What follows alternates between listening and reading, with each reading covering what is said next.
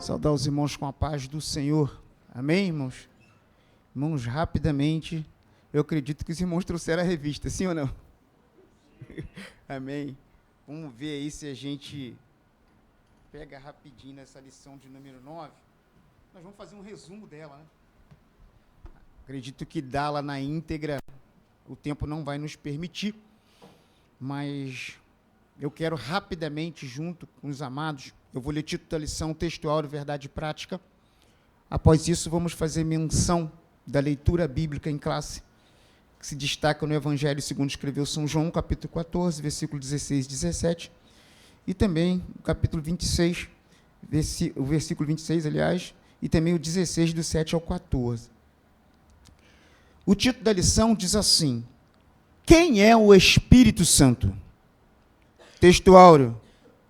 Ora, este Senhor é o Espírito, e onde está o Espírito do Senhor, há liberdade. 2 Coríntios, capítulo 3, versículo 17. Verdade prática. É necessário primeiro conhecer a verdadeira identidade do Espírito Santo à luz da Bíblia, para então poder defendê-la. Leitura bíblica em casa, como é de costume, eu vou ler um versículo, a igreja leia outro, até que completemos essa leitura. Se porventura você não trouxe a revista, tenta nos acompanhar aí na Bíblia Sagrada. Vai ser no Evangelho segundo escreveu São João, capítulo 14, e também no capítulo 16. O 14 vai do versículo 16, 17 e 26, e o 16 vai do 7 ao 14. Vamos fazer de forma alternada essa leitura. Diz assim a palavra do Senhor: e eu rogarei ao Pai, e ele vos dará outro Consolador, para que fique convosco para sempre. Os irmãos.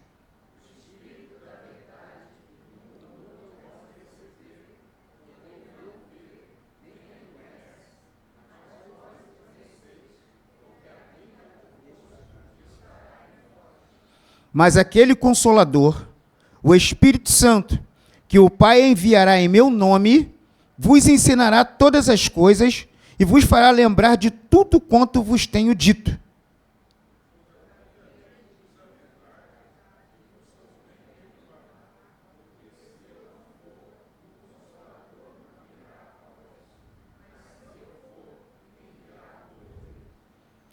E, quando ele vier, convencerá o mundo do pecado e da justiça e do juízo. Da justiça, porque vou para meu Pai e não me vereis mais.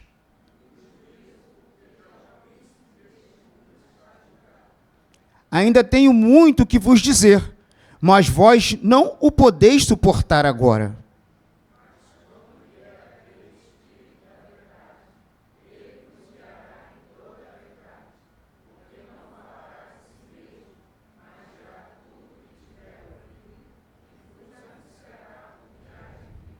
Ele me glorificará, porque há de receber do que é meu e vou-lo-á de anunciar. Podeis assentar, por favor. Irmãos, para que tenha um ajuste no calendário da escola dominical, foi necessário nós realizarmos essas duas aulas hoje. A aula de número 10 foi dada pela manhã, e nós estávamos, no caso, atrasados, referente a essa aula de número 9. Então, de forma prudente, o pastor entendeu por bem abrirmos esse espaço, agora à noite, para que possamos ajustar esse calendário e conseguirmos concluir o trimestre na data prevista, em conformidade com a revista. Nós temos estudado bastante a palavra do Senhor, graças a Deus por isso, e temos aprendido bastante também. As manhãs aqui têm sido manhãs boas, onde temos ouvido pérolas da parte do Senhor Jesus Cristo, no que tange a conhecê-lo, a gente passar a conhecer ainda mais o Senhor Jesus, conhecer ao Deus Pai e também a pessoa do Espírito Santo. É necessário ao leitor da palavra de Deus, quando ele for estudar Deus, ele precisa entender que Deus se apresenta em três pessoas. Obrigado, meu irmão. A gente vai ver a figura do Pai, que nós temos nas tidas dispensação, como a dispensação do Pai. Nós vamos ver a pessoa do Filho, onde você vai ver a dispensação do Filho, e nós estamos na atual dispensação, a atual dispensação que a igreja se encontra é a dispensação do Espírito Santo. É a terceira pessoa da Trindade. Esse termo em si, ele não aparece nas Escrituras Sagradas, como nós já ouvimos inúmeras vezes, já aprendemos assim. Mas estudando a palavra de Deus, é impossível o homem não poder ver que em determinados textos se trata da figura do Pai, em determinados textos se trata da figura do Filho, e em determinados textos fala-se da figura do Espírito Santo. E o foco desta lição, nesta noite, é falarmos da terceira pessoa da Trindade. Nós não temos a intenção de exaurir todo esse assunto, porque é um assunto vasto, é grande, é muito amplo. Então, nós vamos pegar o basilar desse assunto para que possamos simplesmente, rememorar algumas coisas que já ouvimos anteriormente e, se possível, for acrescentar algo a mais para que nosso conhecimento possa se ampliar um pouco mais na presença do Senhor. Então, nos valemos da revista da CPAD, que nos traz esse assunto na noite deste dia, e nessa revista nós trabalhamos com tópicos. Nós temos 3 tópicos que têm a finalidade básica de falar um pouco sobre a pessoa do Espírito Santo. E o título desta lição de número 9, os irmãos acreditam que prestaram bastante atenção, é uma pergunta, é uma interrogação. Quem é o Espírito Santo? O autor da revista começa a lição desta forma: quem é o Espírito Santo? Eu penso que se abíssemos oportunidade para que todos pudessem falar, cada um certamente apresentaria do seu jeito, mas penso que, no geral, todos chegariam a um consenso que se trata da terceira pessoa da Trindade, tão divino quanto o Filho e tão divino quanto o Pai. Então, o foco nosso nesta noite é falarmos um pouco sobre isso. E falar sobre alguém é necessário você conhecer quem você fala. Eu jamais vou poder falar de algumas pessoas que aqui se encontram nesta noite, porque muitas das vezes nossos encontros são só aos domingos, ou de repente numa terça-feira. Então eu não gozo dessa intimidade para poder conhecer essa pessoa e definir, traçar o seu perfil. Como é essa pessoa? Essa pessoa, no aspecto psicológico, é uma pessoa fleumática, é uma pessoa sanguínea, ela é colérica, em suma, como que é essa pessoa? Então, para que eu possa falar de alguém, falar de outrem, é necessário eu conhecer esta pessoa.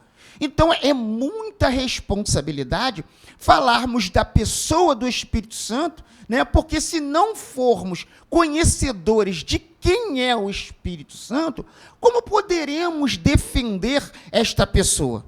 Então, eu penso que hoje eu gozo de um relacionamento com a minha esposa de mais de 20 anos, então, em alguns aspectos, eu posso dizer, eu conheço ela nisso aqui, eu tenho 3 filhos, 2 meninas e um menino, já sei como que é cada um deles, já tracei bem seu perfil, as suas personalidades, já dá para ver tranquilamente, e já posso dizer categoricamente que são todos 3 diferentes um do outro. Mas por que eu consigo fazer essa definição? Porque convivo com eles, tenho intimidade com eles, e no seu falar, no seu agir, eu passo a conhecê-los e também ser conhecido. Então, o fato é que é de uma responsabilidade tremenda você falar de uma pessoa se você não for conhecedor de quem é essa pessoa. Então, conhecendo a pessoa do Espírito Santo, lógico que eu não conheço todo, mas me sinto assim um pouco capacitado para falar o básico que eu conheço. E penso que o básico está bem próximo do que os irmãos também conhecem. Nós faremos, assim, uma troca de ideias e penso que os irmãos, com suas colocações, acrescentarão algumas coisas em minha vida e eu certamente acrescentarei algumas coisas na vida dos irmãos. Porque é um equívoco achar que somente o professor é aquele que transmite. Não. Na verdade, inúmeras das vezes, eu acredito que todos aqueles que participam das ministrações aqui já passaram por essas experiências, às vezes nós estudamos um assunto e, de repente, levanta-se uma colocação no meio dos irmãos que a gente absorve e a gente aprende muito, penso que aqueles que tiveram a oportunidade de estarem aqui ministrando passaram por essa experiência. Então, muitas das vezes, a gente aprende muito com a igreja do Senhor, que a igreja do Senhor é uma igreja que tem intimidade com a pessoa do Espírito Santo e penso que tem capacidade para poder responder quem é o Espírito Santo. Então, quem é o Espírito Santo? É a terceira pessoa da Trindade, amém, irmão? Da Trindade, ele é a terceira pessoa. Ele é tão divino quanto o Filho e quanto o Pai. E quando nós tratamos da dispersação de Pai, Filho e Espírito Santo, a igreja se encontra na dispersação do Espírito Santo. Então é fundamental conhecermos essa pessoa que todos os dias almoça conosco, janta conosco, caminha conosco, trabalha conosco, nos impulsiona a orar ao Senhor, nos impulsiona a ler a palavra de Deus. Mas o que me chama a atenção no Espírito Santo, nessa pouca intimidade que eu tenho com ele? Eu já observei que o Espírito Santo não tem preocupação nenhuma em falar de si mesmo. E a própria palavra orienta isso. Note que quando o Senhor Jesus Cristo vai ascender aos céus, ele disse que nos deixaria outro Consolador, outro semelhante a ele, outro igualzinho a ele. Ou seja, como ficou definido na historicidade da igreja em 325, no Concílio de Nicéia, que o Senhor Jesus Cristo é Deus, isso está intrínseco na história da igreja. Estudamos lá sobre Ário, todo aquele processo que aconteceu nos concílios, e ele ficou definido, né, um concílio outorgado pelo imperador Constantino, que o Senhor Jesus Cristo é Deus. E quando você vê Jesus falando sobre o Espírito Santo, Jesus diz claramente que o Espírito Santo é outro Consolador semelhante a ele em tudo. Não difere do Senhor Jesus Cristo em nada. Pergunta que eu vos faço. Quando o Senhor está criando o homem lá no Gênesis, ele usa de uma palavra dizendo assim: façamos o homem conforme a nossa imagem e conforme a nossa semelhança. Quando ele fala façamos, quem é que está criando o homem? O que vem em mente dos irmãos? Quem está criando o homem? Ele monta aquele boneco de barro lá, aquela coisa toda, ainda não sopra o ruar, né, nas narinas do homem para que ele pudesse ter vida, mas ele usa dessa expressão: façamos o homem conforme a nossa imagem e semelhança. O que os irmãos entendem sobre isso? Não entendem nada?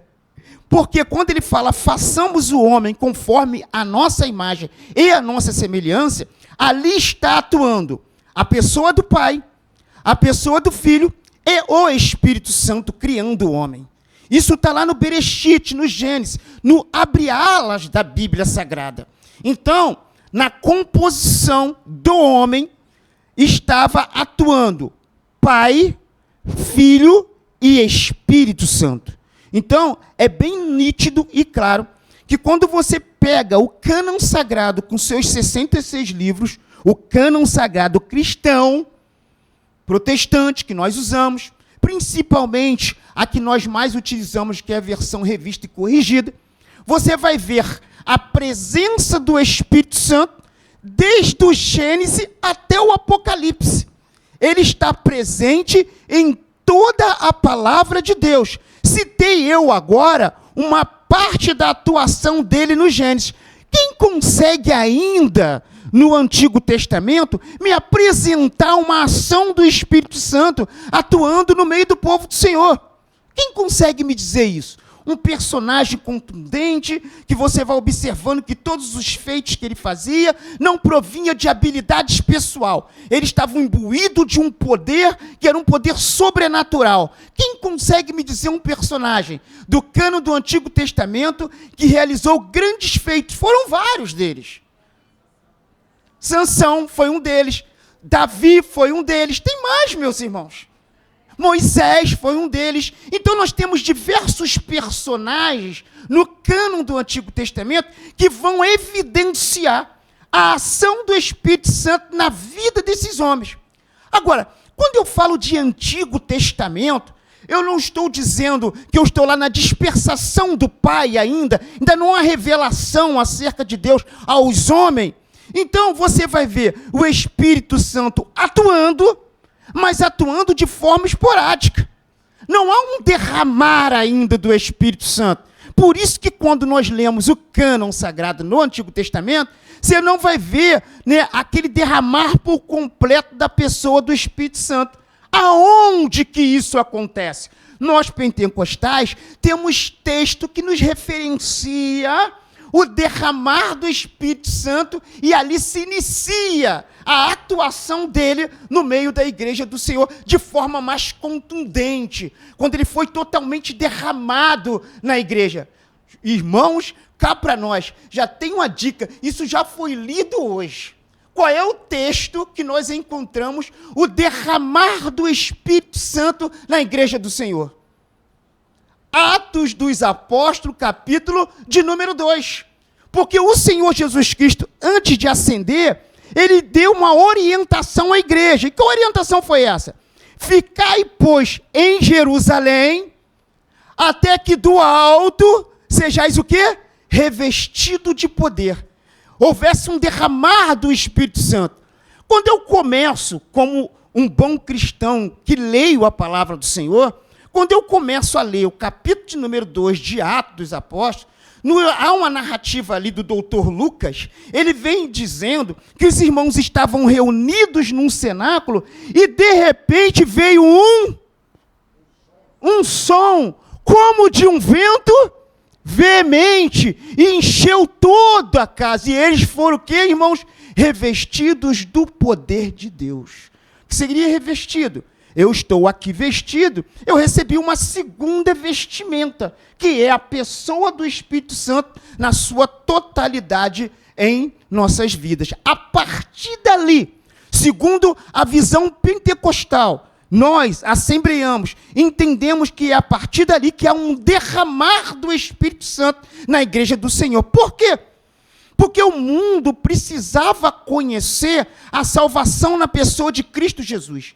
E cá para nós, irmãos, uma igreja oprimida, com medo, cercada em 4 paredes pela perseguição que acontecia, ela teria capacidade e poder para poder falar da palavra de Deus com naturalidade? Sim ou não, irmãos? Seria muito difícil. Então, o Espírito Santo é quem nos impulsiona, nos dá coragem para que nós possamos falar da palavra, porque ele não tem interesse em falar de si mesmo. Qual é o objetivo do Espírito Santo?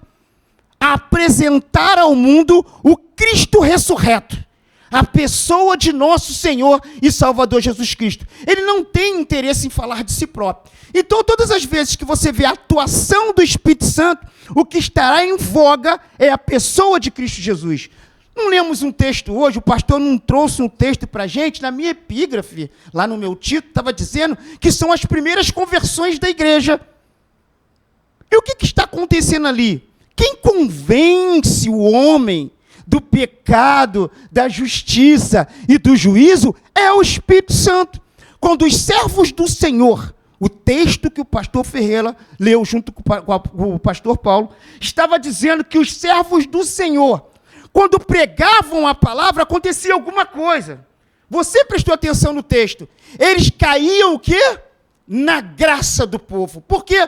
A palavra que eles falavam estava imbuída da presença do Espírito Santo. E isso atendia à necessidade do coração do pecador. Ele se sentia na necessidade de aceitar Jesus como seu único e suficiente Salvador e impulsionado pela pessoa do Espírito Santo.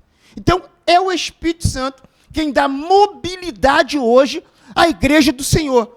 A igreja hoje do Senhor, ela é impulsionada a fazer a obra de Deus pela pessoa do Espírito Santo. Sair daqui, irmãos, para pregar a palavra de Deus com missões transculturais ou até locais, tem que ter um mover do Espírito Santo na vida dessa pessoa. Então, primeira coisa que o autor da revista diz, que esse Espírito Santo, que Jesus disse que ele subiria, mas ele enviaria outro Consolador. Então, nesse tópico 1, está dizendo assim, outro Consolador. Vamos ver aí.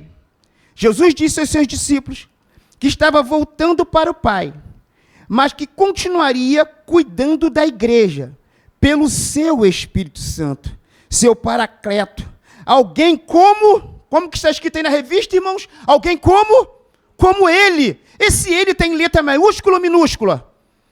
Tem letra maiúscula, denominando que o Espírito Santo é tão divino quanto o Senhor Jesus Cristo. Alguém como ele, que teria o mesmo poder para preservar o seu povo. Então, o Espírito Santo, eu quero fincar isso nos corações dos irmãos nesta noite. Ainda mais, o Espírito Santo é Deus. Não é uma força ativa como outros grupos dizem. Note que quando você estuda a pessoa do Espírito Santo, ele tem característica de pessoas. O Espírito Santo se entristece. O Espírito Santo se ira. Irmãos, são características de pessoa. Então, não tem como uma pessoa ser uma força ativa como outros grupos defendem. Por que eu estou falando isso? Porque no Concílio de Nicéia havia duas temáticas em voga. Primeiro, a divindade de Cristo e a divindade do Espírito Santo. Todavia, naquele concílio, ficou tratado tão somente acerca da divindade de Cristo. Graças a Deus, achou-se com muito senso e coerência, em conformidade à palavra de Deus, que o Senhor Jesus Cristo é Deus. Mas já havia burburins, porque Ário, ele trouxe muitos problemas para a igreja do Senhor. E esses problemas precisavam ser tratados. E eu louvo a Deus pela vida desse homem chamado Atanásio, que quando ele se levantou contra a teologia de Ário, que punha em dúvida a divindade de Jesus e também a divindade do Espírito Santo, né? Então o que acontece? Atanásio se preparou teologicamente, né, junto com Santo Antão, para poder fazer uma defesa contundente e veraz de quem era Cristo e quem era o Espírito Santo. Só que em 325, no Concílio de Nicéia, tratou-se por mais sobre a pessoa de Jesus. E ali, Atanásio já fez algumas defesas de que o Espírito Santo era semelhante ao Senhor Jesus Cristo. Só que esse assunto ficou para depois. E quando que isso ficou sendo tratado? Quando que se assentou à mesa para poder definir quem era o Espírito Santo? Isso acontece em 381, num concílio chamado Constantinopla. Então, Constantinopla leva esse nome por causa da mãe de Constantino, que se chamava Constância. Essa cidade foi criada em homenagem a ela. Então, na grande verdade, ali se reuniu todos os bispos, porque os arianos não deram por satisfeito pela derrota que tiveram em 325, agora focaram na pessoa do Espírito Santo, tentando trazer problemas internos à igreja do Senhor, alegando que o Espírito Santo ele era uma força ativa e não uma pessoa como era o Senhor Jesus Cristo. Inclusive, na mentalidade dos arianos, para eles, o Espírito Santo houvera sido criado pelo Senhor Jesus Cristo. Então, eu só posso defender alguém se eu conhecer. Esses grupos ainda estão aí nos dias de hoje. Se você for pôr a sua mente um pouquinho para funcionar, você vai observar que em muitos grupos contemporâneos que se dizem cristãos, eles negam a divindade de Cristo, como negam a divindade do Espírito Santo. Então, vai que eu me deparo numa situação em estar de frente a esse tipo de pessoa, como que eu vou poder defender o Espírito Santo, né? E se eu não conheço quem é o Espírito Santo? Para isso é necessário mergulharmos na palavra do Senhor, buscarmos o conhecimento, para que de forma branda, suave e tranquila, sabemos responder acerca da razão da nossa fé. Então o Senhor Jesus Cristo disse outro. Por que Jesus estava falando outro? Jesus estava falando outro semelhante a ele, não diferente dele. É aí que eu gostei bastante da explicação que está na revista. Porque diz assim, a palavra outro, nesta passagem e no grego, é allos. E significa outro da mesma natureza. Presta atenção nisso aí. Outro, no grego, é halos, que significa outro da mesma natureza, outro igual. Quando Jesus disse assim, eu enviarei outro Consolador, ele está se valendo de halos, outro igualzinho a ele, nada diferente dele. Então, prossigamos. E significa outro da mesma natureza, mesma espécie e mesma qualidade. Se o Espírito fosse uma força ativa, como alguns ainda hoje entendem assim, impessoal, conforme o ensino equivocado, ele cita aqui até os testemunhas de Jeová, a palavra correta para outro seria héteros, que significa outro do usual e diferente. Então, quando Jesus fala assim, eu enviarei outro Consolador, ele não está se valendo de héteros no grego, outro diferente. Jesus está falando outro Consolador, mas ele está se valendo de halos, outro semelhante a mim, igualzinho a mim. Então, hoje, baseado em tudo que nós temos de recursos para interpretação, nós podemos categoricamente dizer, o Espírito Santo é Deus. Qualquer outro tipo de conversa não tem respaldo na palavra do Senhor. E ele também diz, ele coloca Jesus como paracleto. O termo se refere ao Espírito Santo, mas os dicionários de língua portuguesa afirmam que se trata de uma pessoa que defende e protege alguém. O termo grego paracletos vem da preposição para, olha aí, para, ao lado de, próximo, e do verbo kalel, chamar, convocar, de modo que essa palavra significa defensor, advogado, intercessor, auxiliador, ajudador. Então o Espírito Santo é o nosso intercessor, é o nosso advogado, o nosso auxiliador e o nosso ajudador. Pergunta que eu faço para os irmãos. Quem é que sabe orar aqui? Levanta a mão, por favor. Quem sabe orar? Presta atenção. Quem sabe orar? Olha para a palavra. Quem acha que sabe orar, irmãos? A palavra de Deus diz que nós não sabemos orar como convém. Tu vê como é que a palavra de Deus é perfeita? Ela diz que quando esse ajudador se ajoelha conosco, ao nosso lado, ele pega as nossas palavras mal colocadas, mal pastor Ferreira, dá licença, como aquele advogado diante de um juiz que não sabe fazer as colocações. Quando ele sabe fazer a colocação, chama a atenção do juiz. O juiz vai falar, esse cara entende. Né? Então, o que acontece? Ele sabe que nós não sabemos orar como convém. O que ele faz? Ele se coloca do nosso lado, ele pega as nossas palavras, começa a trabalhar nossas palavras para levar a nossa oração a Deus. Então, as nossas orações chegam a Deus transformadas pelo Espírito Santo.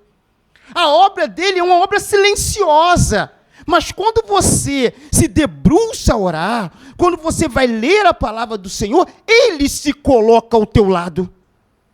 Já ouviram falar em palavra rema? Já ouviram falar em palavra rema, irmãos? É aquela palavra que vem revelada para você sem um dia você sequer ter pego num dicionário de interpretação. Quem te revelou aquilo? É o Espírito Santo. Então, são ações que ele faz que chamam-nos a atenção e a gente não pode desprezar de ter um auxiliador, de ter um ajudador, de ter um advogado e de termos um intercessor nesse quilate do nosso lado, irmãos.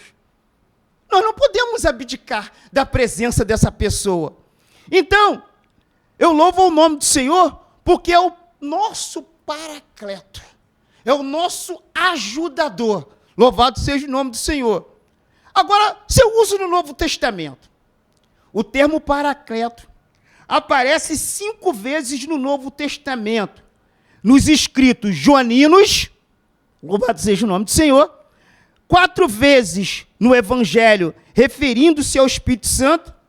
Além dele, o nome é aplicado ao Senhor Jesus e traduzido por advogado. Então, é amplo no cânon do Novo Testamento a utilização desse termo paracleto. Louvado seja Deus. Então, quando eu vou começando a entrar um pouquinho nessa pessoa, a gente vai começando a aprender um pouco mais. Já aprendemos algumas coisas dele, irmãos. Participou de todo o processo da criação, participou da criação dos nossos antecessores, nossos primeiros pais, participa de todos os momentos de nossa vida e está ao nosso lado como o quê? Intercessor, ajudador, advogado, auxiliador. É o nosso paracleto. Louvado seja o nome do Senhor. Agora, sua deidade e atributo. Como que eu posso, na verdade, garantir que o Espírito Santo é Deus? Por que eu posso fazer isso? Primeiro, ele é onipresente. O Espírito Santo, ele está em todos os lugares. Ele é onisciente. Ele tem ciência de todas as coisas, irmãos. E ele também é onipotente. Eu quero agora mostrar aos irmãos um texto que não está na revista. Quero convidá-los rapidamente para que nós possamos ser bem ligeiros, que hoje vai ser um pouco corrido. Abra, por favor, a sua Bíblia em Atos dos Apóstolos, capítulo 5. Rapidamente, do 1 ao 10. Atos 5, do 1 ao 10. Vamos ler rapidinho. Vamos ver quem era o Espírito Santo para Lucas, na sua narrativa, e para Pedro. Vamos ver quem era o Espírito Santo. Mas um certo varão chamado Ananias, com Safira, sua mulher, vendeu uma propriedade e reteve parte do preço, sabendo-o também sua mulher. E levando uma parte, a depositou aos pés dos apóstolos. Só para os irmãos terem uma ideia nesse cenário aqui. Não era uma parte que era para ser levado, era o todo. A igreja aqui partilhava dos bens. O que era seu era meu e o que era meu era seu. E penso que em outras vendas de outras famílias íntegras, esses dois aqui participaram das benesses. Agora que eles vendem uma propriedade, eles não trazem o todo. Eles pegam a metade, vamos dizer assim, pegam uma parte para depositar aos pés dos apóstolos. E a outra parte eles fazem o quê? Puf, coloca no bolso, pensando que estavam enganando alguém. Vamos lá? Mas um certo varão chamado Ananias, com Safira, sua mulher, vendeu uma propriedade. E reteve parte do preço, sabendo-o também a sua mulher. A mulher sabia. E levando uma parte, a depositou aos pés dos apóstolos. Disse então Pedro: Ananias, por que encheu Satanás o teu coração? Por que mentisse, para que mentisse ao Espírito Santo e retivesse parte do preço da herdade? Guardando-a, não ficava para ti? E vendida, não estava em teu poder? Por que formaste este desígnio em teu coração? Não mentiste aos homens, mas mentiste a Deus. Então, o próprio apóstolo Pedro, na narrativa de Lucas, ratifica cabalmente que o Espírito Santo ele é Deus, mas mentiste a Deus. E Ananias, ouvindo estas palavras, caiu e expirou. E um grande temor veio sobre todos os que isto ouviram. E levantando-se os jovens, cobriram o morto e, transportando-o para fora, o sepultaram. E passando um espaço, quase 3 horas, entrou também a sua mulher, não sabendo o que havia acontecido. E disse-lhe Pedro: diz-me, vendeste, portanto, aquela herdade? E ela disse: sim, portanto. Então Pedro lhe disse: porque é que entre vós concertaste para tentar o Espírito do Senhor. Eis aí as portas, os pés dos que sepultaram o teu marido, e também te levarão a ti. E logo caiu aos seus pés e expirou. E entrando o jovem, a acharam-na morta, e a sepultaram junto do seu marido. Irmãos, é duro, mas nós precisamos falar sobre isso. O Espírito Santo, ele age de forma radical quando tem que agir. Note que havia uma injustiça tremenda em relação àquele casal. Aquele casal, outrora, havia sido beneficiado. Agora o que eles fazem? Tramam entre si. Isso é muito perigoso, quando um casal deliberadamente resolve pecar contra Deus. Porque o Espírito Santo, ele sabe todas as coisas. Ele conhece todas as coisas. Ele jamais será enganado. Nós conseguimos enganar os homens, mas a Deus ninguém engana. A palavra do Senhor diz que os olhos dele são como chama de fogo. O salmista chega a dizer: Senhor, se eu colocar a minha cama no Sheol ou no Hades, tu também aí estás. Eu não tenho como fugir da tua presença. Então, meu amado, o temor ao Senhor é o princípio da sabedoria. Quer ser sábio? Não seja sábio aos olhos do homem. Seja sábio porque você é uma pessoa que teme a Deus e guarda os seus mandamentos. Então, esse casal agora tiveram um resultado muito duro, muito difícil, e mostrou-se claramente que agora ali tinha um consolador, que ele era rígido nas suas ações e não permitia nenhuma sorte de engano dentro da casa do Senhor. E diz a palavra que mediante a esses dois atos, caiu um temor na igreja. A igreja passou a temer a pessoa do Espírito Santo, porque viu que agora precisava agir com integridade e com fidelidade ante ao senhorio do Espírito Santo. Irmãos, com Deus não se brinca, que levemos o Senhor a sério. Então, o Espírito Santo é onipotente, é onisciente, é onipresente. Isso são atributos que não são inerentes ao homem, é inerente a Deus. Somente Deus tem o atributo da onipresença, da onipotência e da onisciência. Somente Deus. E esses atributos eu encontro na pessoa do Pai, encontro na pessoa do Filho e encontro na pessoa do Espírito Santo ao estudar a palavra de Deus. Então, ratifico mais uma vez, estamos lidando com a terceira pessoa da Trindade. Terceiro, heresias antigas e novas. As primeiras heresias. Não havia consenso sobre o Espírito Santo no Oriente nas primeiras décadas depois do Concílio de Nicéia. Havia diversas interpretações. Depois que decidiu-se acerca da divindade de Jesus, as igrejas locais não tinham consenso, não havia uma universalidade de entendimento acerca de quem era o Espírito Santo. Cada um entendia a sua suposta verdade.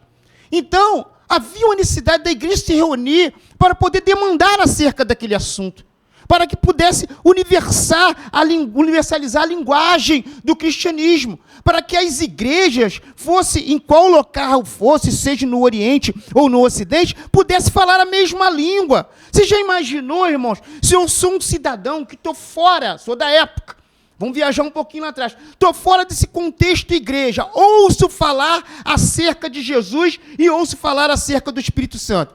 Vou lá na igreja X. Chega lá o líder daquela igreja. Não, o Espírito Santo é uma força ativa, é uma força cósmica, é um dínamos, né? E tá lá, eu saio com aquela concepção na minha cabeça, sou um viajante. Vou a outra igreja, em outro ambiente, em outro local. Agora a pessoa que está lá pregando ou ensinando, o líder local, o bispo ali, vira e brada e diz: o Espírito Santo é a terceira pessoa da Trindade, é tão Deus quanto o Pai e quanto o Filho. Como que eu ficaria? Me explique, irmãos. Como eu ficaria? Qual é a palavra que me definiria nesse momento? Eu ficaria confuso.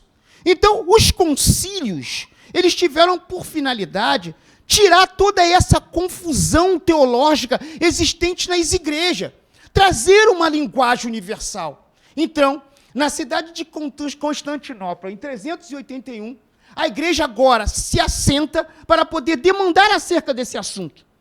E ali, naquela reunião, ficou decidido que a visão inicial de Atanásio, lá atrás, em 325, que não teve como cuidar, era a visão mais peculiar e correta.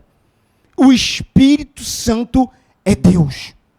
Isso ficou decidido e está intrínseco na historicidade da igreja. Não tem como agora eu chegar na igreja tal, ouvir uma coisa, chegar na igreja tal, ouvir outra. Se eu chego em qualquer instituição hoje, e essa instituição tratar o Espírito Santo como uma força cósmica, eu posso dizer claramente que ali se trata de uma heresia.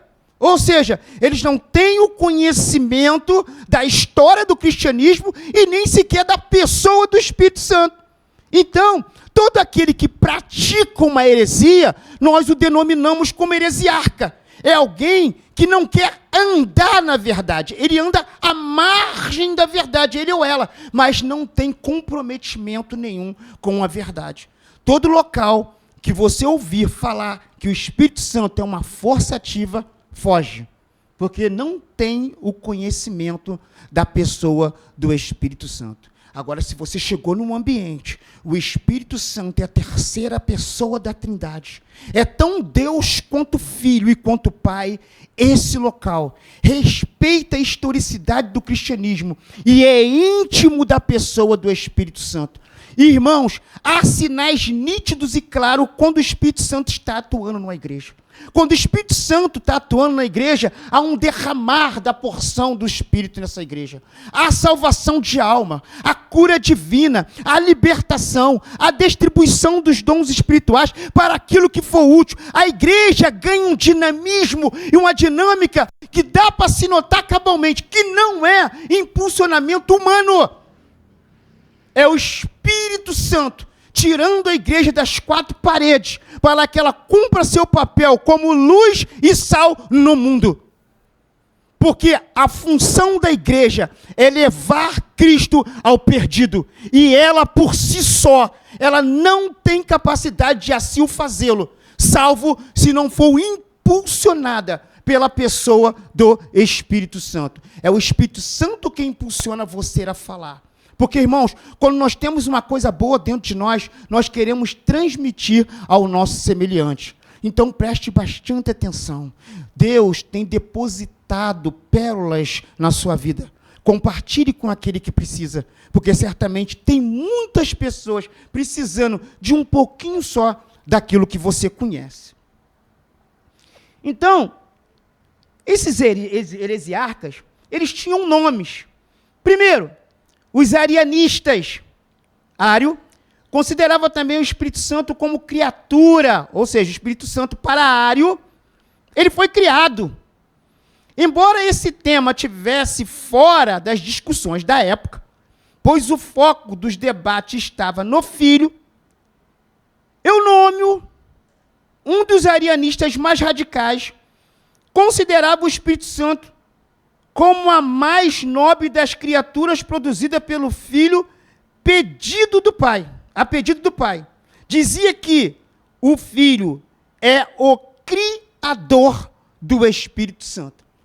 Eunômio, esse homem é um aluno diário.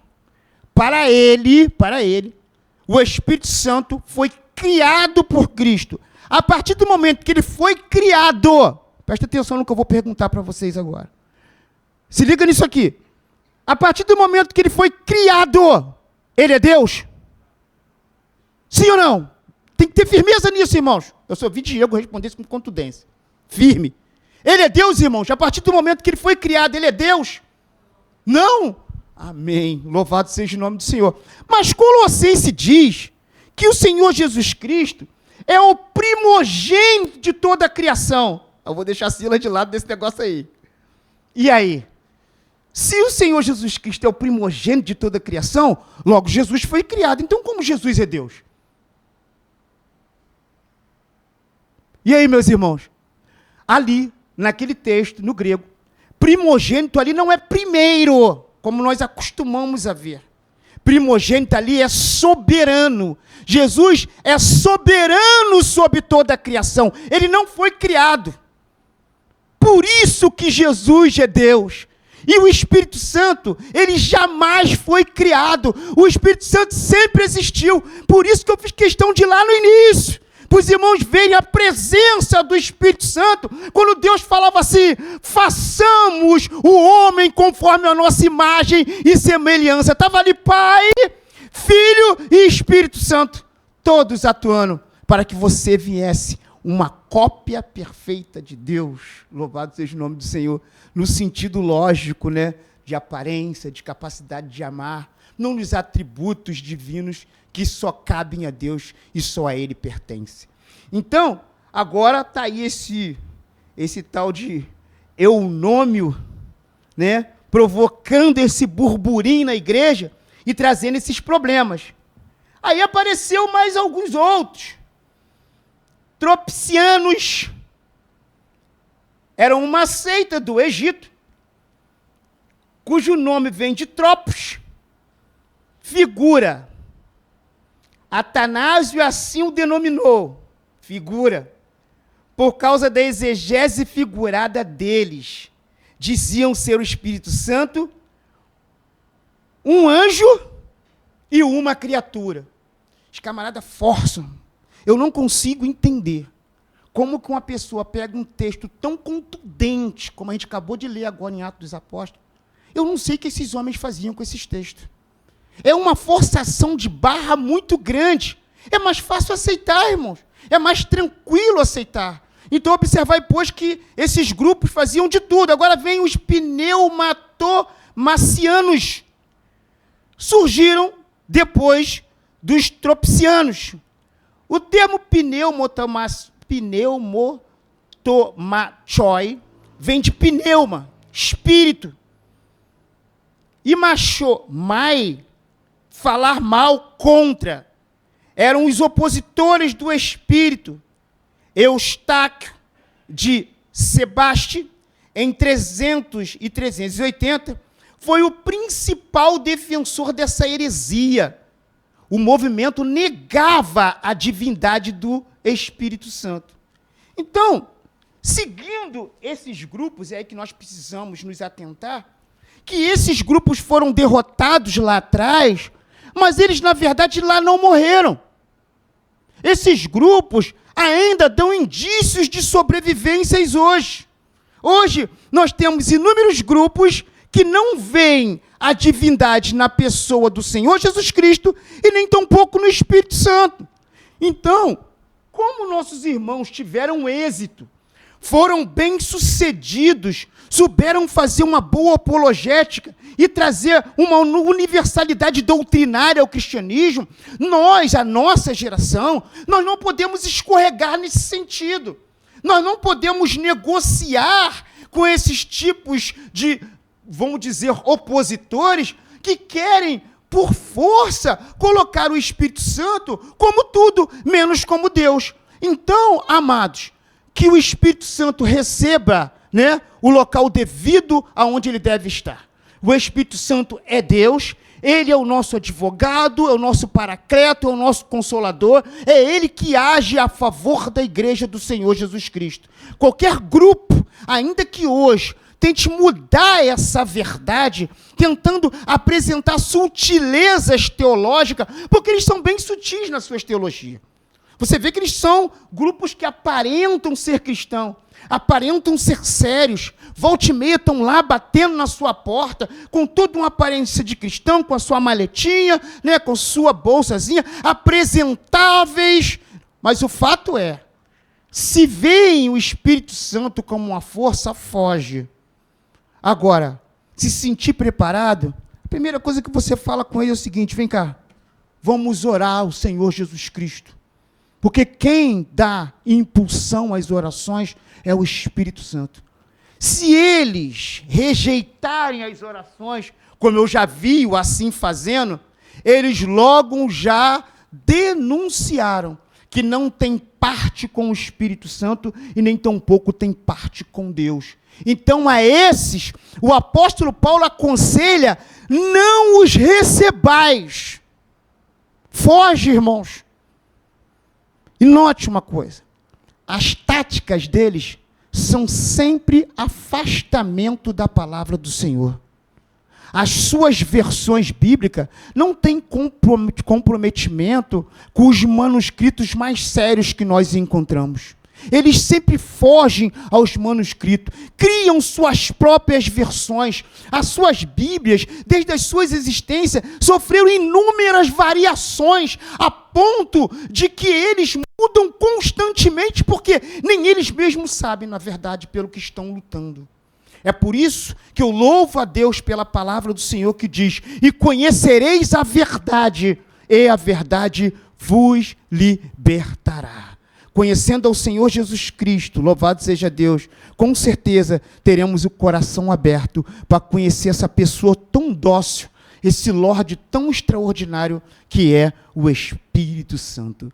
Então agora esses grupos causaram lá seus rebuliços, seus problemas, mas foram taxados como heréticos e derrotados para a glória do Senhor. Então, o Espírito Santo também está em outras religiões. A gente precisa ter a mente um pouco aberta com relação a isso. E aí ele tomou, por exemplo, o Islã. Em algumas religiões no Oriente, estou no 3.3, tá? Em algumas religiões no Oriente, a noção sobre o Espírito Santo é confusa, mas se aproxima do pensamento antigo desses heresiarcas, de modo que nada há novo debaixo do sol. Versículo 9 do capítulo 1 de Eclesiastes. Uma crença estranha.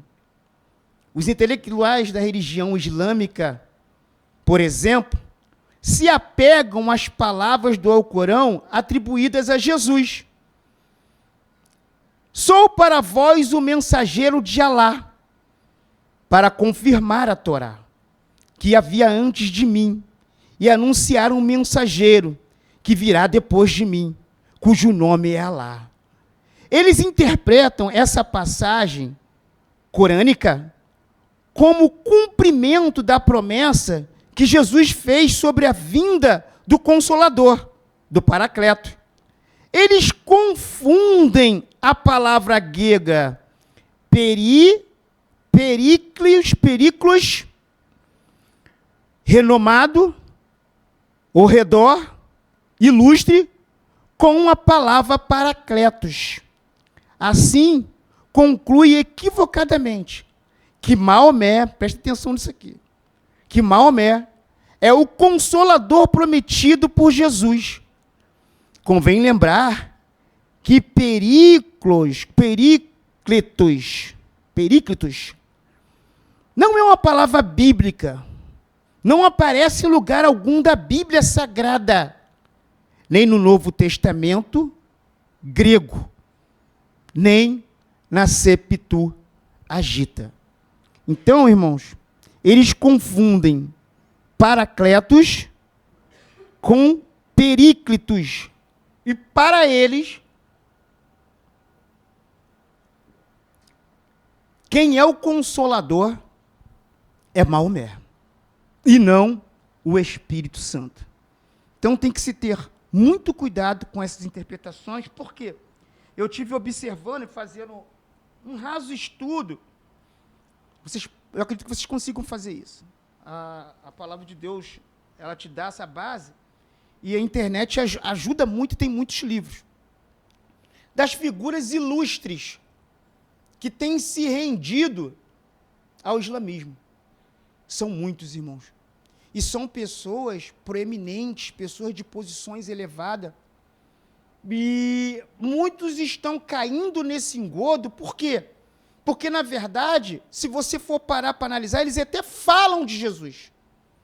Mas eles não entendem Jesus como nós assim o entendemos. E quando se fala da pessoa do Espírito Santo, aí que para eles esse outro Consolador, que é Halos, né, não é o Espírito Santo, e sim Maomé. Então, é nessa confusão que muitas personagens, muitos artistas têm se rendido ao mundo islâmico. Infelizmente, eles têm angariado muitas pessoas, e nesse estudo que eu estava fazendo, eu estive vendo o quanto eles estão se aproximando a nível de números dos cristãos. Porque quando se faz a contagem de cristãos, não se separam os grupos, se contam tudo junto. Católico, protestante, ortodoxo, em suma, você contabiliza todos os cristãos a nível de mundo, sem separar grupo nenhum. Assim o é também com o islamismo na contagem. E o fato é que na contagem geral, eles têm se aproximado muito dos cristãos. A margem está a cada dia que passa se estreitando. Por quê? Eles possuem estratégias terríveis. Em que sentido? Quando nós falamos hoje de Europa, por que se fala hoje numa Europa pós-cristã? Porque, infelizmente, a ascensão do islamismo na Europa, ela é muito grande. Não falo eu de forma generalizada. Mas são países que têm uma história tremenda, principalmente a nível de protestantismo. Então, eles têm investido nessas figuras, e quando vêm à Europa, eles vêm com famílias muito grandes. E com isso, eles estão conseguindo montar as suas mesquitas, estão conseguindo se alastrar de tal forma, e a igreja, nessa região, está fazendo um caminho contrário. Ela está retrocedendo. Por quê? Porque as famílias europeias deixaram de ter muitos filhos. O padrão da família europeia agora, se tem um filho, tem muito. É isso que tem acontecendo. E isso, quando eles vêm à Europa, vide o caso da França, da própria Inglaterra, na Alemanha em si, Bélgica, você vai ver o seguinte: quando eles vêm, eles têm filho, e não é menos de 5, 6 filhos. E com isso, a população deles está crescendo de forma alarmante. Então, quando se fala de Europa pós-cristã, é porque está havendo uma ascensão enorme do islamismo ali. E figuras proeminentes, né, figuras que conduzem multidões a seu favor, estão se rendendo a essas inverdades islâmicas.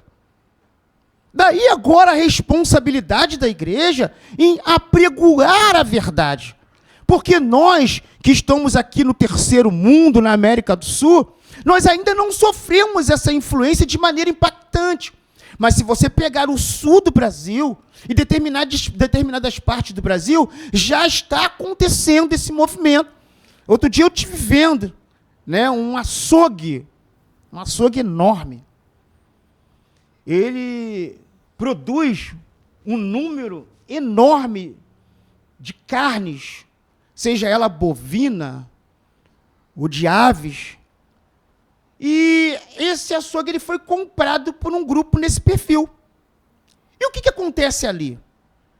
Hoje, para haver sacrifício de qualquer animal ali, prioritariamente tem que se fazer as rezas designadas a Alá, se voltar diretamente a Meca, porque os donos desse grande açougue, eles são agora do mundo islâmico e professam essa fé.